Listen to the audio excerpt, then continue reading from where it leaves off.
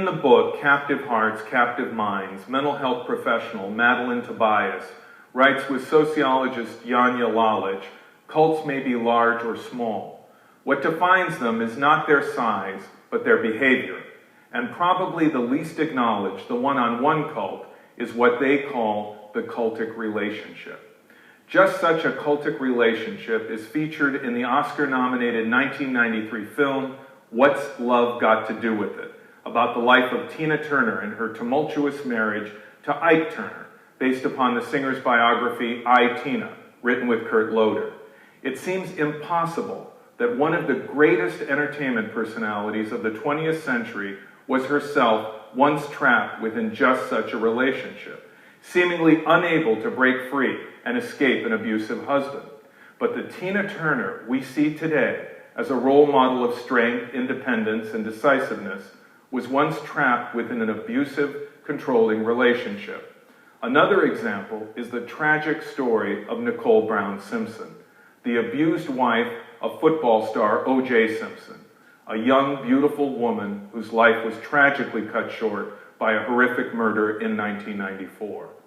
And there is the almost unbelievable saga of Hedda Nussbaum, a sophisticated, educated, professional woman from a good family that ultimately was transformed from a respected Manhattan book editor to the shut-in slave of her boyfriend, Joel Steinberg. Ms. Nussbaum made headlines in 1987 when police arrested her abuser, a New York attorney, after their 6-year-old adopted daughter Lisa was found comatose.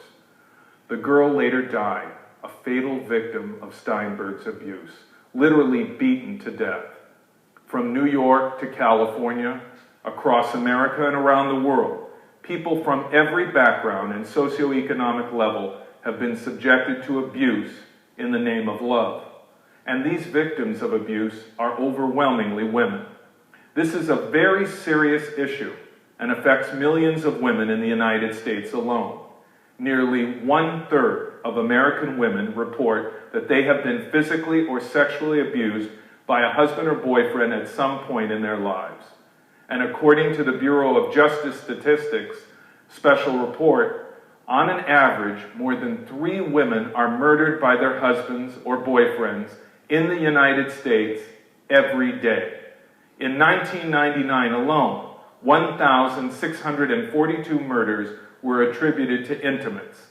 74% of the murder victims were women. How can this be? What happened to cause these victims to submit themselves so totally to someone that they could not escape before it was too late?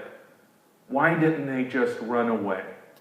Hedda Nussbaum has said she ran away from Steinberg 5 times, but always came back. Why did she return? And what made her stay? Are the victims of such abuse responsible because they willfully tolerate such behavior? No. And I don't think blaming the victims is a meaningful answer. This brings us back to the analogy previously cited regarding cults. Abusive, controlling relationships are deliberately manipulative and exploitive, and despite their intimate nature, mirror much of the same brainwashing I have found in destructive cults. The person being abused is in submission to a stronger partner and comes under their control through a process of coercive persuasion, which is based upon a fundamental imbalance of power.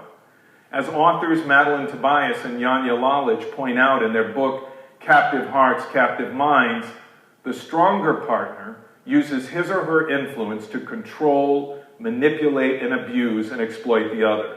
They further explain that this type of control can be even more intense than participation in a cult, since all of the attention and abuse is focused on just one person, often with more damaging consequences.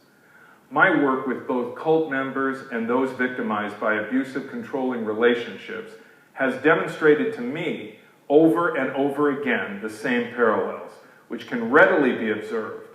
Like the members of destructive cults, the victims of abusive, controlling relationships typically are isolated and programmed to have unreasonable fears.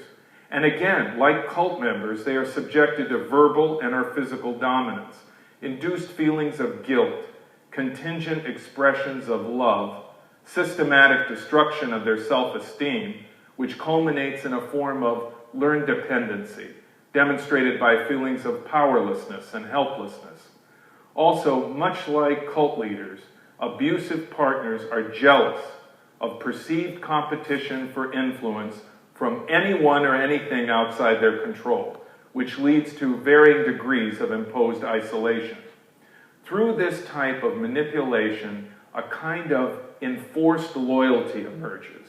And again, much like cults, despite the ongoing abuse and control, the victim is encouraged to feel again and again that somehow things will improve, though they never do.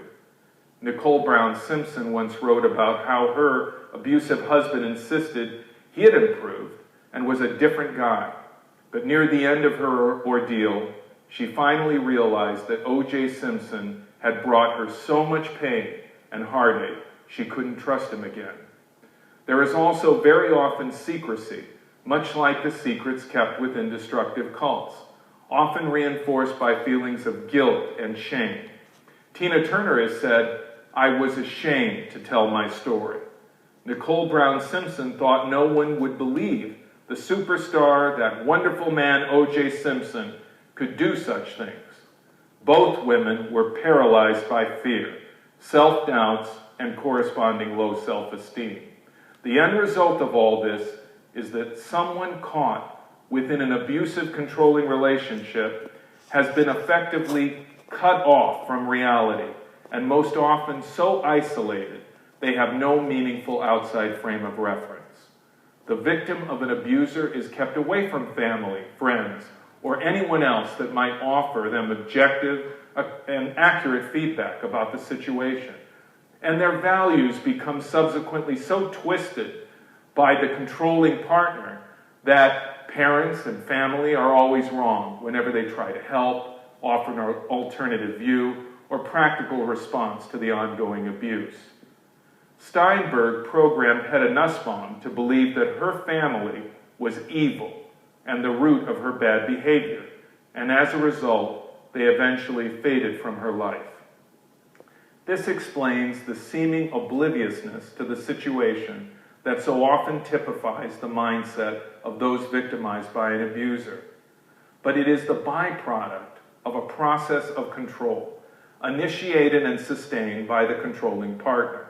Ms. Nussbaum has said that Steinberg transformed her into a walking zombie, but that the process was subtle and gradual.